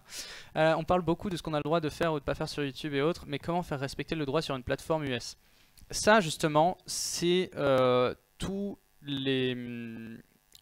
En fait, c'est même pas la plateforme. Et ça, je pense que c'est un truc intéressant, enfin important en tout cas à expliquer, c'est que si quelqu'un m'attaque pour le droit à l'image, la plateforme n'a quasiment rien à voir. Ah bah ouais. Rien à voir avec. Bah, la plateforme, c'est un moyen de diffusion, en fait. Ouais. C'est un hébergeur, donc... Non, en fait, c'est une responsabilité d'hébergeur. À savoir que si vous leur envoyez une notification leur disant hey, YouTube, là, par contre, cette vidéo, elle va pas pour telle et telle raison, et en donnant les articles, etc., expliquant pourquoi c'est illicite, et que YouTube ne retire pas, ou qu'il ne le retire pas rapidement, dans ce cas, vous pouvez engager la responsabilité de YouTube. Voilà, ça, c'est le volet hébergeur, mais ça n'empêche pas qu'on est quand même directement responsable de ce qu'on diffuse sur notre chaîne. Et ça, je pense que c'est vraiment le truc important. Enfin, on a toujours l'impression que c'est YouTube, le grand méchant qui fait que rien ne bouge. Enfin, je pense que pour ça, il faut aller voir la... Je me suis exprimé le mieux possible dans la vidéo Apocalypse à ce sujet-là. C'est que YouTube a plein d'autres contraintes. Je dis pas qu'ils font tout bien, loin de ça, mais c'est juste qu'il y a pas mal de contraintes. Les choses sont pas aussi simples, quoi. Voilà, et que c'est pas, ils ont pas un projet démoniaque a priori voilà, sous toute réserve. C'est quand même super pratique sous toute réserve. Mais je sais pas où est passée la bannière. C'est dommage. Il y avait une bannière avant sous toute réserve qui défilait. C'était assez pratique parce que ça évitait que 50% du live soit pris par des sous toute réserve, quoi. Mais mais du coup, pour fact-checker l'interview, c'est bien. Si jamais quelqu'un vérifie ensuite toutes les conneries que j'ai pu dire, c'était sous toute réserve. Ouais, c'est ça. Bien. Oui, c'est vrai. Voilà. Pas mal. L'autre point, c'est... je voulais parler un peu de professionnalisation et de... mais je sais plus trop où j'allais avec ça. Donc c'est ça le problème. Mais si vous avez des questions, n'hésitez pas. Du coup, si la personne n'est pas en France, ça c'est tous les problèmes de... Ah oui, alors, pardon. Enfin, ça je pense que c'est plus un problème que... Moi je veux bien répondre à ça. Bah vas-y, ouais, parce que... ouais. Par rapport d'ailleurs à la question justement de base qui est un peu plus haut, on parle beaucoup de ce qu'on a le droit de faire ou pas sur YouTube et autres, mais comment faire respecter le droit sur une plateforme US? En fait, ça me fait penser à ce que je lis ou ce que j'entends souvent, à savoir, de toute façon, c'est le droit... c'est pas le droit français qui s'applique à YouTube, puisqu'on est sur une plateforme américaine, tout ça. Ça n'a rien à voir, ça. Ça n'a absolument rien à voir. D'ailleurs, si vous avez envie d'aller regarder dans les conditions YouTube, vous verrez qu'il y a indiqué droit français. Ouais. Voilà. Bon, après, ça, c'est en fonction justement du territoire depuis lequel on se log, etc. Mais non, c'est bien le droit français et du coup, avec les règles françaises et tout ça. Ouais. Superflamme qui demande, d'ailleurs bonjour Superflamme, est-ce qu'on peut attaquer en justice YouTube pour avoir confirmé manuellement une démonétisation que d'aucuns considéreraient comme illégitime? Alors... Parce qu'effectivement, on a deux modes... Moi je pense qu'ils se blindent dans leur contrat à ce niveau-là. Tu sais, tu signes un truc dans les CGU, tu t'en rends pas forcément compte, et ça te dit, bah la démonétisation, on fait ce qu'on veut. C'est pas grave, tout ça. Ça me semble... Enfin, c'est le premier truc, enfin tu vois, si je suis le concepteur de CGU, je me dis, comment est-ce que je peux mettre ça, quoi? Alors, la question est un peu plus vaste si on commençait à parler de laisser une vidéo en ligne ou pas. Après, s'agissant vraiment juste de la démonétisation, non, franchement, on peut rien faire. On peut rien faire, c'est leurs règles, c'est leur méthode, ils peuvent changer leurs conditions comme ils veulent. Ouais, parce qu'ils s'engagent pas à te filer la... Enfin, j'imagine que leur CGU, c'est pas nous vous garantissons un salaire juste. Oui, non, bien au contraire. Et d'ailleurs, même de mémoire, en fait, justement, ils s'aménagent la possibilité, limite, de mettre la clé sous la porte du jour au lendemain, quoi. Ils font ce qu'ils veulent, on est chez eux. Donc c'est leurs règles et voilà. Donc si on nous dit vous n'avez pas le droit de mettre les pieds sur la table, on n'a pas le droit de mettre les pieds sur la table. Voilà. Donc sinon, donc il est 22h, effectivement. On avait dit que ça finissait à quelle heure? Un peu plus tard quand même. Minuit, parce que c'est minuit et demi. Minuit et demi pour que ça finisse demain, c'est important. Voilà. Stupid Economics, tu as lu les CGU de YouTube? Bah et toi alors? Non, c'est... Enfin, je les ai survolés de temps en temps, quoi, mais c'est... Enfin, je les ai survolés une fois, il y a 6 mois, parce que je faisais un sujet là-dessus, quoi. Tu les lis pas tous les soirs? Bah non, parce que c'est... Enfin, je vais en parler dans la vidéo, parce qu'on sort une vidéo demain qui parle un peu des mêmes sujets, c'est sur l'économie de l'attention, et dans lequel on parle des CGU et de ces documents-là, qui sont quand même des documents qui... Même si des fois il y a des petites initiatives pour essayer de les rendre sympas, globalement c'est pas des documents qui sont faits pour être lus. Non mais je suis en train de penser, il y a peut-être un concept, tu sais, genre lecture en ASMR et tout, du règlement YouTube. Moi je pense que je pourrais peut-être faire un petit hors-série sur la chaîne 911. Ouais mais là je pense qu'il va te falloir 2 ans pour finir... Bah déjà... Mais c'est pas que tu lis pas vite, hein. Ah non, mais attends. En fait, tu sais, moi je pensais que t'es en train de me dire, vu ton rythme de publication, vu que tu n'as pas publié depuis des mois et des mois, genre ne te lance pas dans un autre projet. C'était plus une observation sur la longueur du CGU. En réalité, elles ne sont pas si longues. De toutes les règles différentes qu'il y a, c'est pas si long que ça. Parce que c'est lié à ton compte Google. Est-ce que s'il n'y a pas un mécanisme de... Bah en fait, tu as ton règlement YouTube, tu as ta déclaration de confidentialité, tu as les conditions générales, et c'est pas, non, c'est pas si violent, hein. Ok. Franchement. Très bien. Bon, bah... Le défi est lancé, voilà. Ok, c'est ma faute, je vais les relire, et comme ça, on va pouvoir vraiment savoir de quoi on... Ah oui, Pardon. Ouais, vas-y, c'est Term of Service didn't read. Yep. Je vois. Non, mais en fait, je lisais juste le dernier message. Moi, j'attends le droit à la propriété intellectuelle en 3 minutes. Et c'est vrai qu'en fait, j'avais lancé un message sur Twitter il y a quelques temps, demandant si ça tentait les gens de faire une vidéo, genre le résumé du droit d'auteur en 3 minutes. Ok. Et en fait, ça me botte grave. J'ai vraiment envie de le faire. Mais voilà, bon courage. rythme de publication soutenu. Voilà, là, on est à peu près à 3 vidéos par semaine. Ouais. Alors, est-ce qu'il y a d'autres questions? Tiens, Léopold qui demande, c'est une vieille question, enfin je suis désolé Léopold, j'espère que tu es encore parmi nous. Pourquoi avoir choisi le chiffre 911 et pas 122 112?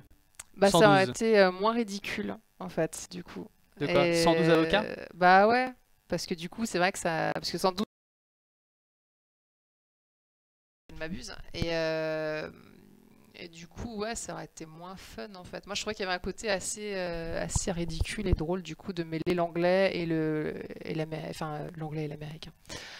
Ah ouais, on va peut-être arrêter le live maintenant. Ouais, mêler, on arrive sur la fin en tout cas. Voilà. Là, on est en période de descente, tout doucement. Ouais. Donc n'hésitez pas à nous envoyer vos dernières questions tranquillement, qu'on puisse répondre. En calmant la voix, tout doucement, pour vous souhaiter une bonne nuit, même si je pense qu'il fait trop chaud et que la nuit est trop belle pour aller se coucher dès maintenant. Absolument. Mais chacun vit fait sa ce qu'il vie. veut. Voilà, c'est ça, tout à fait. Donc 911 avocats. Voilà, c'est ça. 911 avocats, bah oui, c'est juste une question, voilà, c'est un peu ridicule et surtout, À la base, c'était une idée, enfin voilà, une idée de concept, enfin un concept vidéo qui était très différent des vidéos actuelles. Et voilà, c'était parti d'une blague avec le co-auteur de la chaîne et on s'était dit ah bah tiens, 911 avocat, ça fait bien con, on va garder ça. Et finalement, on n'a jamais lancé le concept auquel correspondait le titre, mais on a gardé le titre. Donc peut-être. Mais zut, j'arrivais plus à comprendre. Je crois qu'il commence à faire trop chaud en fait, c'est ça. Wow. Donc tu disais, vous avez gardé le titre. Tu m'as vraiment pas écouté en fait. Oui, donc non, mais en fait, il y avait une idée de base qui était censée être bonne, mais que je n'ai jamais faite. D'accord. Mais on a gardé le titre de ce concept-là de vidéo et on a fait d'autres vidéos. Okay. En gros, l'idée c'était genre de débarquer chez un vidéaste dans son décor habituel pendant qu'il est en train de faire une vidéo. Ah oui, et genre je défonce la porte. Police du web quoi. Voilà, et genre, ouais, ça suffit. Et je fais ah non, fais pas telle connerie et tout ça. Et finalement, je l'ai pas fait parce que personne n'a forcément très envie de s'entendre dire voilà, bah tiens, il y a telle et telle chose que tu fais pas bien. Enfin, à part Arnaud qui aime bien qu'on lui raconte ce genre de choses en plein live, mais sinon, en général, les gens sont pas forcément très disposés à ça. C'est juste quand tu découvres une passion pour le droit sur le, tu vois. Bah voilà, du coup tu te dis c'est toujours intéressant d'en savoir un peu plus. Donc voilà. Un grand merci à Jean Culariel pour ces 2 cheers. C'est très cool. Très cool. Donc du coup, est-ce que vous avez des dernières questions ou est-ce qu'on va y aller tranquillement ou est-ce que toi tu as quelques points de plus à faire émerger sur, je sais pas, on parlait un tout petit peu du futur, de la professionnalisation, de choses comme ça. À l'horizon, on va dire 10, 15, 20 ans, est-ce qu'on peut s'attendre à ce que la production YouTube, enfin la production sur plateforme et sur Internet soit un peu similaire à ce qu'on voit sur la télévision, donc qu'il va falloir des moyens conséquents, enfin qu'il va y avoir une barrière à l'entrée, parce que ça c'est un point dont on n'a pas trop discuté, j'en ai un peu parlé sur la vidéo Apocalypse, mais c'est en gros aujourd'hui, enfin c'était plus le cas encore il y a quelques années, mais c'est vrai qu'il n'y avait pas de barrière à l'entrée, tout le monde pouvait arriver avec sa petite caméra pas très belle. Mais c'est ça aussi tout l'intérêt de YouTube en fait et toute la richesse d'internet de façon générale. Sauf que ça c'est en train d'être un peu mis à mal en fait. Merci beaucoup à Osmi Scoop pour l'abonnement. Un grand merci à toi. Et ça c'est justement des trucs sur lesquels on peut se... C'est pas Osmosis Coop? Coop? Ah ouais mais je sais pas parce que moi je dis... Oui c'est Osmosis Coop. Tu vois? Ah my god. Et hello, coucou. Ouais, je devrais faire des Osmi Scoop. Mais ouais, mais je sais pas. Et Camille, t'as un nouveau nom maintenant. Voilà. Mais non, mais c'est pas évident quoi. Osmi Coop. Je sais le faire, c'est pas un problème. Non, mais tu sais, je t'ai regardé galérer, je me suis dit non, je pense pas que ce soit ça, mais je vois pas bien. Je savais pas parce que moi je me suis dit ça peut vouloir dire quelque chose. Je suis sûr que ça veut dire quelque chose. Coupe. Mais oui, coupe, voilà. Coupe. Voilà. Ouais. Qu'est-ce que je voulais dire? Mais sauf que maintenant... Bon, alors, c'est quoi déjà ta phrase? Je ne sais absolument pas ce que je racontais. De toute supposition. Sous toute réserve? Sous toute réserve. Ah voilà, sous toute réserve. Voilà. J'essayais de me... Gros clash 911, Stupid Economics. Nickel, super. Sous toute réserve. Alors, sous toute réserve, de quoi parlait-on? C'était du futur. Donc, je parlais des barrières d'entrée, justement. Et où aujourd'hui, c'est beaucoup moins évident, en fait, parce que... T'arrives avec ta caméra, d'accord, mais sauf que t'as plein de gens qui font déjà des vidéos, qui font déjà pas mal de vues, les gens sont déjà habitués à eux. J'ai l'impression que c'est quand même plus dur aujourd'hui d'arriver avec sa caméra et de devenir en amateur qui devient professionnel. Franchement, moi je pense pas. Enfin, après, ça se discute tout ça. Ça mérite une analyse. Si vous êtes doctorant ou en master et que vous passez en doctorat, je pense qu'il y a un sujet à faire parce que donc ça s'appelle comment en économie? Ça s'appelle l'économie de l'attention? Non, c'est pas l'économie de l'attention, mais c'est quand t'as des marchés. Du travail, c'est un peu comme le truc des top modèles, où il y a beaucoup de gens qui veulent devenir top modèle. Il y en a très peu qui le permettent. C'est un peu plus compliqué en fait, c'est juste un truc qui est vraiment, tu vois, dans l'organisation du travail, qui est assez particulière. Un grand merci à Jean Culariel qui vient de redonner 100 bits maintenant, donc ça fait 102 bits en tout. Les additions, je maîtrise. Et je veux pas devenir top modèle, mais c'est plus que c'est un certain... c'est comme les footballeurs aussi. En fait, c'est toutes les professions où il y a peu de barrières d'entrée, dans le sens où top model, a priori, il faut avoir un physique particulier. A priori. Footballeur, la barrière d'entrée, c'est de passer un maximum de temps à faire du foot, quoi. Et vu que ça commence très jeune. Et donc après, ouais, effectivement, comme le dit Lucasou, il y a un goulot d'étranglement très fort, et surtout des gens qui restent très longtemps dans le business sans être professionnels, en fait. C'était ça le terme que tu cherchais? Parce que je trouve qu'effectivement ça résume très bien ce que tu es en train de dire. Je sais, mais sauf que c'est vraiment un terme, il y a un terme économique qui parle de tous ces marchés-là un peu particuliers. Je suis désolée, je suis pas aidante du tout. Mais je vois ce que tu veux dire, et la discussion est vachement intéressante, mais il n'y a pas de réponse parfaite à ça, au sens où moi spontanément je t'ai dit mais non, moi je pense qu'en fait c'est encore ouvert et que n'importe qui peut encore y arriver, mais n'importe qui n'y arrive pas. Ouais. Ah, c'est presque beau dit comme ça. Bah ouais, non, c'est bien. Voilà. Ça ferait limite phrase de conclusion, mais j'ai tellement envie de raconter d'autres trucs derrière que... Continue. Sous toute réserve. Ouais, sous toute réserve. Et tu pourrais intituler le live comme ça, tu sais. Je sais pas, faudrait qu'on ait un signe, sous toute réserve. Oui, absolument. C'est pas ça, mais bon, bref. Et putain, mais ça marche, à chaque fois que tu dis ça, j'oublie ce que je raconte. Bah ouais, je sais. C'est fou. De rien. Oui, ça y est. Donc effectivement, je disais que, à mon sens, n'importe qui ne pouvait peut-être pas forcément y arriver, mais qu'en tout cas, c'était toujours possible. Effectivement, il y a une sorte de goulot d'étranglement maintenant, parce que c'est vrai que on n'a pas 24 heures sur une journée à consacrer à YouTube en tant que viewer. Ouais. Donc nécessairement, au bout d'un moment, de toute façon, on peut pas tout regarder. D'ailleurs, je crois, alors je dis peut-être une énorme connerie, parce que j'ai plus vu les chiffres récemment, mais il y a combien d'heures qui sont uploadées par jour? C'est pas 70? C'est 72 non, heures. Non, par heure. Pas ou par minute. Non, par alors je sais plus, c'est dans ma prochaine vidéo, ça sort demain, on va juste attendre ça, donc sous toute réserve, on ne va rien dire, et on va laisser la vidéo sortir demain, comme ça on va être sûr. La réponse c'est 400 heures par minute, il me semble. Alors là, la voix un peu creepy qui sort de nulle part, c'est Valentin, le réalisateur des vidéos, Salut, que vous ne voyez jamais à l'image, mais qui existe bien, parce qu'on le paye. Ça se trouve, il existe on pas. On le paye dans le CNC, non mais si, comptablement. Comptablement, il existe en tout cas. Voilà, c'est ça, dans la compta il est là, donc ça veut dire qu'il existe. Hein. Il existe, il a parlé, donc je fais pas du travail. Ouais. Je sais pas comment, c'est quoi travail dissimulé. Travail dissimulé, ouais. Ouais. Bon, non, ça y est pas. Emploi fictif, exactement. Osmosis Co-op. Non, mais c'était quoi tout à l'heure? C'était Osmose Coupe ou je sais pas quoi. Non, Osmosis Coupe, j'ai dit. Pareil. Mais bref, en tout cas, oui, donc il n'y a pas effectivement du temps disponible de façon illimitée pour regarder absolument tout ce qu'on veut. Donc oui, nécessairement, au bout d'un moment, quand il y a trop de contenu, il y a du contenu qui n'est pas vu. Donc c'est peut-être plus difficile. Surtout qu'il y a une compétition qui se fait sur la... Enfin, je veux dire, quelqu'un qui a 2 ans d'expérience sur YouTube, qui a déjà tout le matériel, qui a déjà des relations, qui connaît comment ça marche et tout ça, il a une facilité... Enfin, il va pouvoir rester beaucoup plus longtemps que celui qui arrive, qui connaît rien à YouTube. Oui, mais on est tous passés par là en fait. On est absolument... Enfin, c'est une phase nécessaire. Mais on ne naît pas avec 10 millions d'abonnés. Effectivement, mais est-ce que ça va pas être de plus en plus le cas en fait? Parce que tu vois très bien, enfin par exemple aujourd'hui, il y a beaucoup de boîtes de prod qui sont en train de financer des youtubeurs, de propulser des gens quoi, qui le font grandir et qui...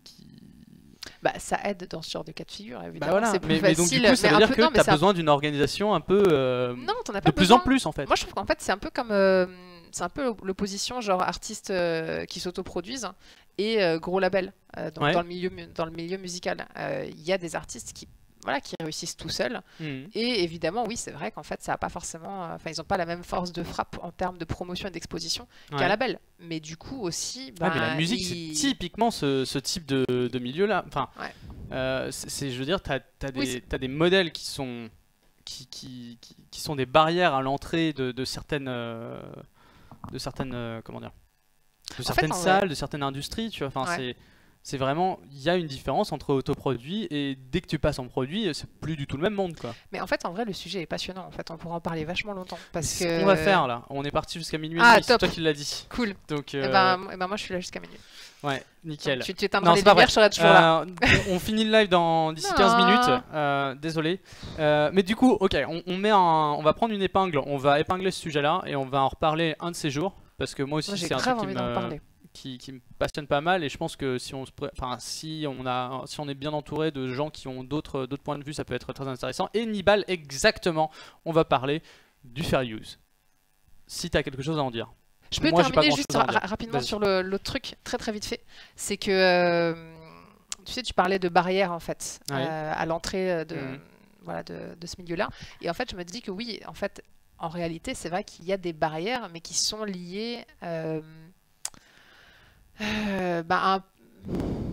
des questions économiques, malgré tout. Parce que même si on dit qu'effectivement, on peut se filmer qu'avec un simple portable et qu'on n'a pas besoin d'une énorme cam, d'un énorme Ouais. matos, bah déjà, il faut avoir le portable. Parce que même... Ouais. Non, mais c'est vrai. Oui, non, mais Enfin, si, mais oui. Et donc des barrières économiques et des barrières aussi en termes de connaissances, en fait. En termes de connaissances. Donc ça, c'est des barrières qu'on peut faire tomber en se formant sur le web, etc. Mais ça... En fait, YouTube offre faussement l'idée que n'importe qui peut réussir très vite et n'importe comment, alors qu'en réalité, non, c'est vrai que c'est pas vrai. Ouais. Ça suppose un investissement Et puis même, conséquent en termes même de temps, réussir, quoi, et d'apprentissage. réussir, qu'est-ce que ça veut dire, et passer professionnel, Oui, qu'est-ce c'est que vrai, ça veut dire, réussir, parce c'est que complètement galvaudé comme mot, hein, effectivement. c'est Ouais. galvaudé. Sous toute réserve, Sous toute réserve, c'est galvaudé. Voilà. Chips. Remercier Dorian pour son sub. Effectivement, Dorian, merci beaucoup pour ton sub. Je l'ai pas vu passer, je ne sais pas d'où il est arrivé, d'où il est reparti, mais je te remercie. Je te remercie beaucoup. Un article sur le sujet. YouTube dépend du succès sur YouTube. Le succès sur YouTube dépend du succès sur YouTube. Effectivement, ça c'est un truc dont on va discuter. Enfin, j'imagine, hein, j'ai pas lu l'article, mais en gros, le principe de pas mal d'algorithmes aujourd'hui, c'est de populariser la popularité. Donc c'est un peu con, mais c'est comme ça. C'est Non, mais c'est plus complètement quelque juste, chose est visible, plus il va être rendu visible à des gens qui a priori n'étaient pas forcément intéressés, mais on va considérer voilà, que ça augmente la viralité de manière algorithmique et pas forcément de manière simplement de partage en partage. Donc ça renforce, voilà, c'est de la popularception. Exactement. Mais c'est assez intéressant comme concept et ce que ça crée derrière comme mécanisme. Tu voulais dire quelque chose? Donc on voulait parler du fair use un peu ou du droit de citation, ou je sais pas exactement. Alors, ouais. Juste quelques mots et après on va terminer le live. Ça marche. Après, tu me fous dehors, c'est ça? C'est ça, il y a une alarme, tout ça. Voilà, Enfin, on est dans ok. un bâtiment, tu vois. Tout ça, et on est obligé de, voilà. obligé de partir. On ira dépenser Exactement. du coup l'argent du CNC. Tout d'un coup, Ouais. ouais, exactement. Super. Donc le fair use, ça n'existe pas. Voilà, c'était une réponse Voilà, concise. bon, bah, comme ça, on peut partir. On peut clore le live. Voilà, c'est bien. Le fair use, ça n'existe pas parce que c'est un principe américain. Exactement. Qui n'a pas lieu d'être en France. Voilà. En France, on a l'exception de courte citation. Ok. Et qui est soumis à des conditions quand même bien précises et assez strictes. Donc beaucoup plus strictes que le fair use. En gros, il faut que l'extrait soit court, évidemment. Mais en fait, c'est par rapport à deux références. C'est-à-dire court par rapport à la vidéo dans laquelle il figure et aussi court par rapport à la vidéo dont il vient. Et ensuite, il ne peut pas être juste mis genre en guise d'illustration pour faire joli ou pour faire marrer et tout ça, quoi. Voilà. Il faut que ça soit un extrait qui soit utilisé à des fins pédagogiques, scientifiques, d'information, d'illustration. Je crois qu'il y a encore deux autres critères. Voilà. Et a priori, quand il y a une démarche journalistique, a priori, on peut aussi utiliser par exemple le commentaire. Parce Ouais. qu'il y a, Oui, il y a tout un problème. Oui, mais c'est à des fins d'analyse en fait. Ouais, c'est ça. C'est parce que est-ce que les reviews, c'est du journalisme? Est-ce que quelqu'un qui fait une review de film, Ouais. est-ce qu'il peut faire du journalisme? Ou est-ce que c'est directement considéré comme Ça peut entrer dans le cadre de l'exception de courte citation en fait. D'ailleurs, un des critères que j'ai pas cité juste là, c'est le fait de devoir mentionner le nom de l'auteur, la source, etc. Ouais. Ça peut très bien rentrer dans ce cadre-là si on respecte les conditions. Parce que c'est de l'analyse de film malgré tout en fait. Tu dis ce que tu en penses, tu analyses un peu les processus utilisés, etc. Enfin les techniques utilisées. Donc ouais, non, ça entre typiquement dans l'exception de courte citation à la française. Donc Si, ce donc qu'on c'est a dit possible. sur tous les reviewers machin, en fait c'était faux. Sous toute réserve. Mais non, quand même pas. Non, en fait, tout à l'heure, moi, ce dont je parlais, c'était les vidéos réactions. Ouais. Tu sais, genre, essayer de ne pas rire et tout ça. Ouais. Voilà. Enfin, on parlait pas de ça. Bah... Parce que moi, en tout cas, je pensais qu'on parlait de ça.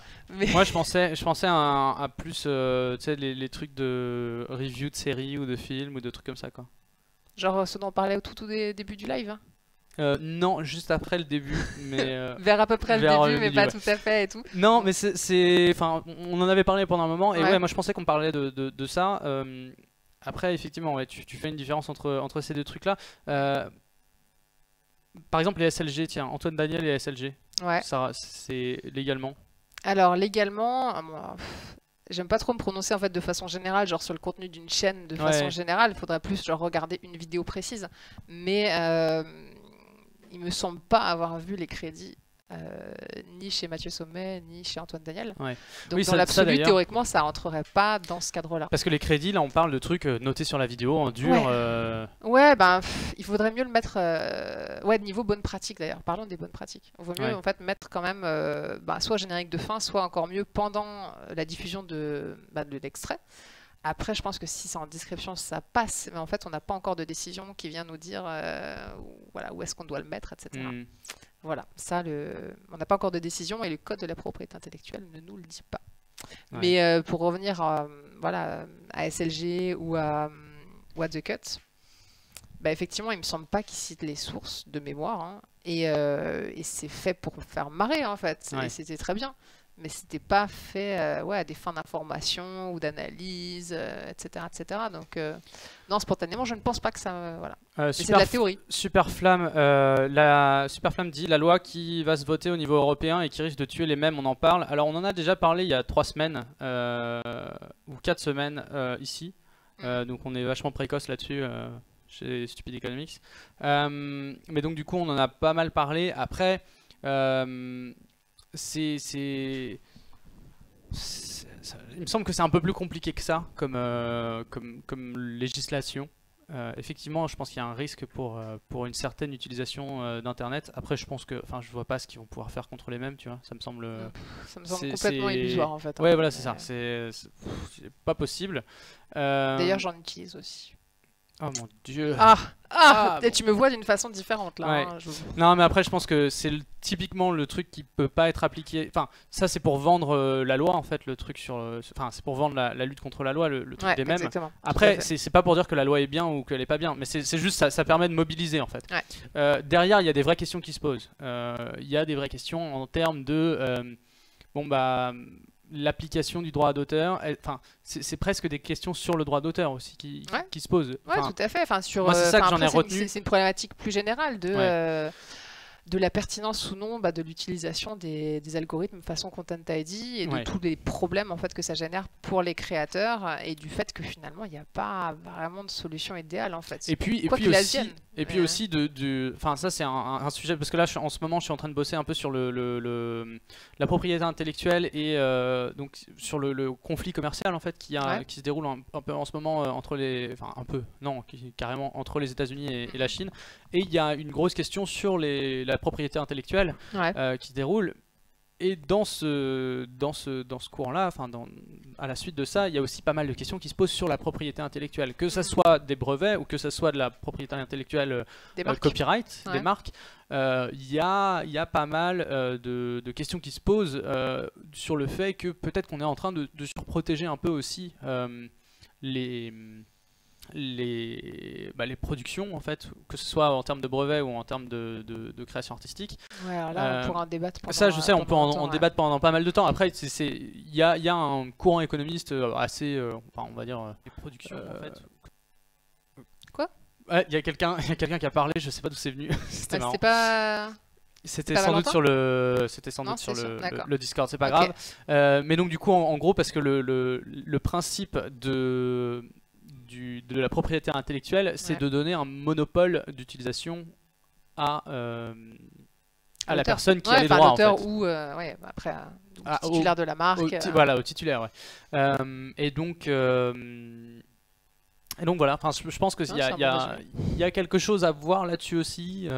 Mais ça, c'est toujours le problème quand on se dit ah non, il faut revoir les fondamentaux. D'accord, mais enfin ça c'est un truc qui demande une mobilisation politique de folie. Alors que c'est vrai que s'opposer à une loi qui va passer, enfin à c'est pas une consultation européenne, mais c'est une directive européenne. Ouais, directive européenne. Effectivement, ça peut faire plus de sens. Et ouais. Mais en tout cas, c'est une vraie question, ce truc-là, le truc sur les mèmes. Après, moi, je vous encourage simplement à déjà à écouter le live qu'on a fait là-dessus. On en a un peu discuté. Et voilà, ça a l'air d'être un peu plus compliqué que juste le truc sur les mèmes. Si on voulait en parler sérieusement, voilà, ça pourrait pas être fait là en 5 minutes. Ouais, voilà, c'est ça. De conclusion de live, quoi. Et puis on l'a déjà fait avec une autre avocate. Ouais, tout à fait, voilà. Donc voilà, mais éventuellement, à voir si.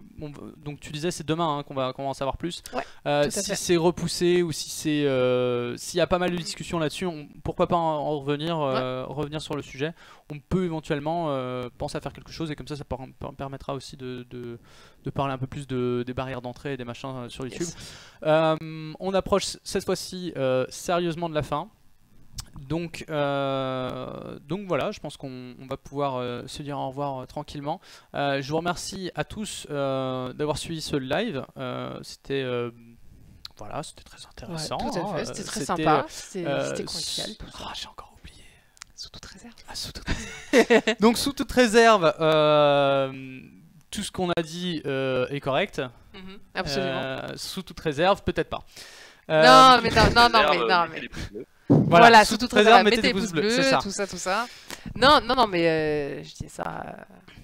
C'est un truc d'avocat. Non, mais je comprends bien, je vous ai pas raconté de la merde, quoi. Voilà.